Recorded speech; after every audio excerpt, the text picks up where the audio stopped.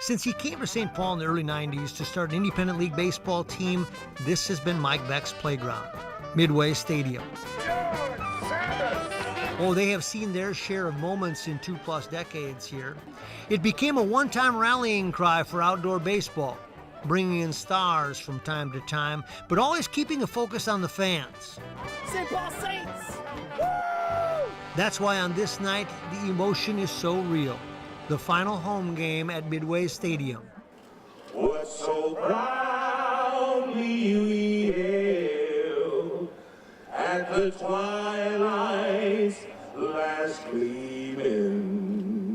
And a time to bring back those that have seen it firsthand, like Wally the beer man. I was here at the first one, I had to be here for the last one. See, this ballpark has been a refuge for many, sitting in St. Paul, not far from a couple landmarks, Snelling Avenue and the State Fairgrounds. It was the kind of place that created memories of warm nights spent with friends at a decent price, watching a game, not so much concerned with who wins, but happy to be a part of the spirit that permeates. Oh, I love it. I love the train. I love everything about the game. I love all the fun stuff in between. Oh, it's not the greatest monument to the grand old game. When we came here 22 seasons ago, it wasn't the prettiest ballpark. It's still not. No, it's still even less so now. But really, when the fans come out and they tailgate 3 hours before game time, and they've supported us for 22 seasons, and whether we win or lose, that's not the most important thing to them. The basement feels like a garage sale about to happen. The bowels of Midway Stadium definitely define this as not major league. This is where you can wash and dry your uniform. Over here, they prepare for the upcoming stunt. Yes, this is rehearsal, where it's important. This is the intern's office right here, complete with shoulder pads, helmets, and all the things that would go into a great between-inning skit. Let us never forget the tires, the excess Saints baseballs that didn't get given away on giveaway night, a ladder, an old wooden bat, a golf club, and as we work our way down, some baseline.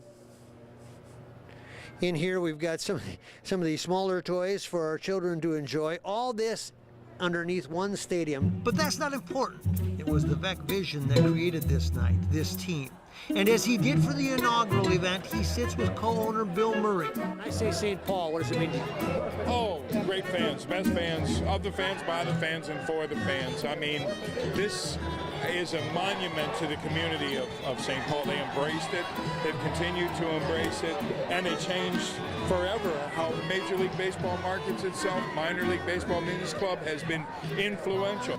See, he and one of the most famous actors in the world come from the same place, where life is to be lived with calculation, to be sure, but with a passion that comes from within and gives meaning to why we are here. In other words, they share a bond. Who is Mike Beck to Bill Murray? Who, that fellow over there? He's sort of my stepbrother. Yeah. You are a kin, aren't you? Something. We're raised the same way, somehow. There's something similar about the way we were brought up that's very similar. You see the world the same way. Well, I don't know about that. He's an oddball. You know, I wouldn't go. He's an oddball. Look at him. He's odd. Like you, he's an oddball. Yeah, he's an oddball. It is the game of baseball that Murray has gravitated to, found harmony with, and grew to love as his personal pastime. Why do you love baseball? I don't know. I learned it as a kid. You know, I learned it as a kid, and I came from Illinois, where, you know, I rooted for the Cubs, and you know, you really have to love it. You know, you just get so you love it, and you know, I played it a lot as a kid, all the way into my teens, and it's still eternally young. You know, it's forever young. And I mean, it didn't come off the bat real lively, and it is baseball on a near-perfect night that is both the centerpiece and the backdrop. Nearly 10,000 fans and a group of players who can now write professional on their resume. What do you see when you see these players and the dreams knowing what it's like to play in the big leagues? well, I look at the amount of players, Mike, that have gotten an opportunity to play professional baseball. We're just talking about that. If independent baseball wasn't here in St. Paul, all these kids from the MIAC, Division II schools, University of Minnesota, probably wouldn't have got that thrill of playing professional baseball. But the beauty is, the game is only part of what resonates. And of course, what would be complete If you didn't have the official Bumblebee mask, yes, this is St. Paul Saints baseball. What do you remember about day one here and what you thought this would be? Well, what I remember was we didn't have enough restrooms, so we had hired. It's the song, isn't it? Yeah. Who's singing the song? He doesn't know the lyrics. It's Take Me Out with the Crowd, not Take Me Out to the Crowd. You got to get that changed for the new stadium. I don't care if I never get back, not ever get back. He's finishing strong though. It's about understanding this version of the game and how it can be married to, say, a pig. You like it when he hams it up out there? Oh, I love it when he hams it up. That's nothing can be better. He just makes a big ham out of himself, and what more can you say?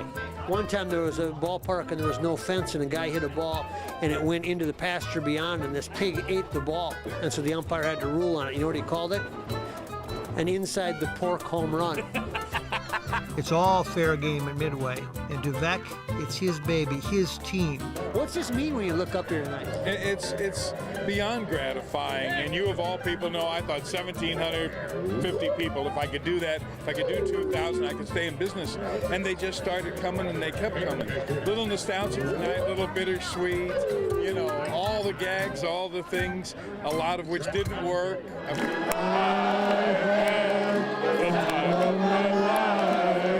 Because to an extent, these fans are the product, coming together and making a decision to make a good time of it. I think it's a really awesome tradition that they keep alive, and I think they keep a playfulness that we need as a people. Yes, the fans who came to have some fun and kept coming back beyond what anyone projected. How much fun has this been for you? It's been really a lot of fun. I was doing the numbers with someone early, and we figured we've had like over 6 million people come through this place in the years we've been here, and I've never really heard anyone complain about it. So that's pretty good number. That's what was wrapped into this one night. The concrete stadium still had some life, some memories to be made, some energy that only those that attend will ever really understand. The fans built it, and everybody says, what's going to happen when you move? Hopefully they go with us and they build it again. It's just a different setting. Life to the Max is brought to you by Life Touch, photography for a lifetime.